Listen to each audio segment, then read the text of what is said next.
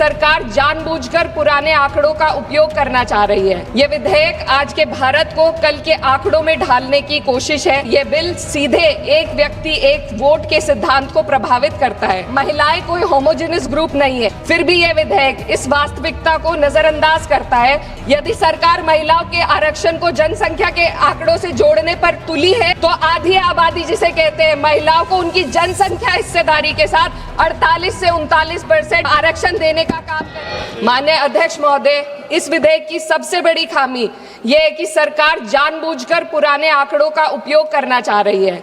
जनगणना 2021 में होनी थी, लेकिन सरकार उसे कराने में विफल रही और अब उस गलती को सुधारने की बजाय देश के प्रतिनिधित्व को 2011 के आंकड़ों पर चलाना चाहती है, जो 2029 में 18 वर्ष पुराने हो जाएंगे। ये विधेयक आज के भारत को कल के आंकड़ों में ढालने की कोशिश है। माननीय अध्यक्ष महोदय, हमारा संविधान एक स्पष्ट ढांचा प्रदान करता है।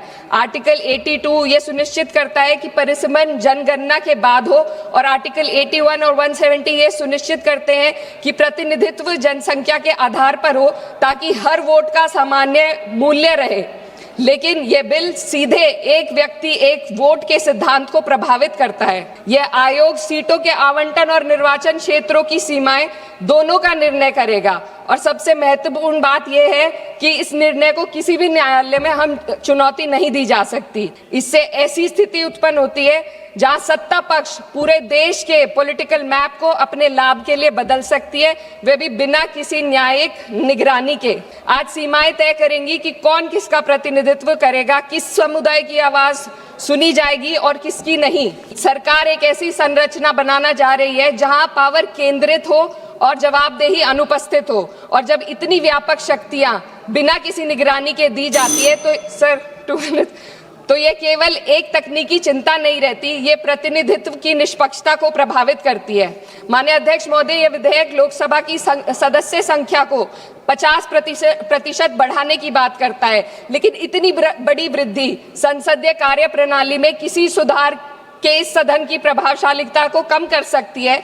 एक सदस्य के बोलने का समय घटेगा, समितियों के संचालन को कठिन हो जाएगा और छोटे दलों के लिए अपनी बात रखना और चुनौतीपूर्ण होगा। मेरी मांग है कि सरकार संसदीय सत्रों के नंबरों को भी बढ़ाने का पहले गारंटी दे। महिलाएं कोई होमोजेनियस ग्रुप नहीं है, ये एक समान एक रूप समूह नहीं है। उनकी वास्तविकताएं जात, वर्ग और सामाजिक पृष्ठभूमि से निर्धारित होती हैं। फिर भी यह विधेयक इस वास्तविकता को नजरअंदाज करता है और पीड़ित समुदाय, विशेषकर ओबीसी महिलाओं को पूरी तरह बाहर कर देता है। सोचिए, एक ऐसी युवा महिला, सर 2 मिनट्स, जो पिछड़े वर्ग या अल्पसंख्यक परिवार से आती है, जो अपने घर में पहली बार पढ़ाई कर रही है, पहली बार घर से बाहर निकलकर सार्वजनिक जीवन का सपना देख रही है। उसके पास ना संसाधन है, ना नेटवर्क है, ना राजनीतिक समाधान है।